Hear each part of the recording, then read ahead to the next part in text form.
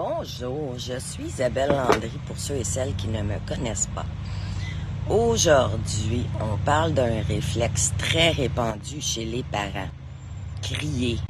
Hein? Arrête, fais pas ça, viens ici!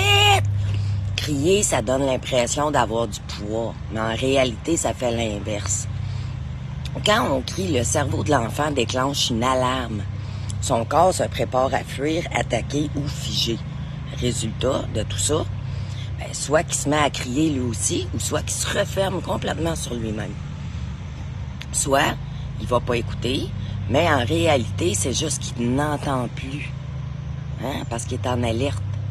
Un exemple concret de ça. Tu entres dans la chambre et est complètement en désordre. Tu cries « Range tout de suite, ça n'a pas d'allure! » L'enfant, il se sent attaqué.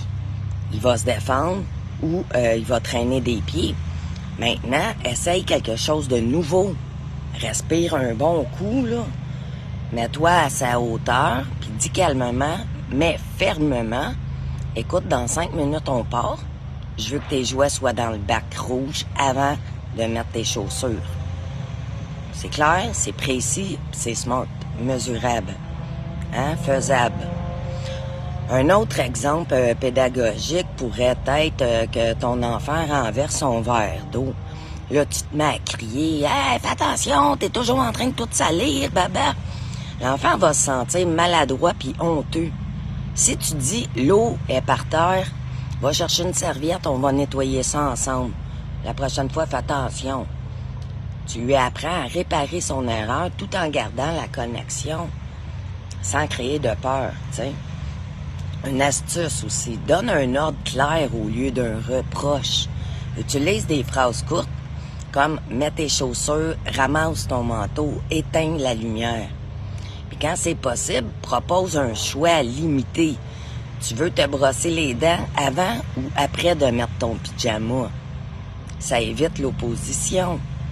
T'sais, poser des limites autrement que par des cris, c'est protéger la relation tout en maintenant la discipline.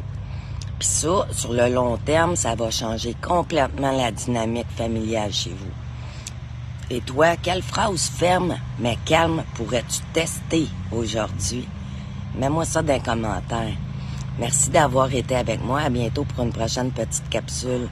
Et bonne réflexion, bon essai, bonne journée.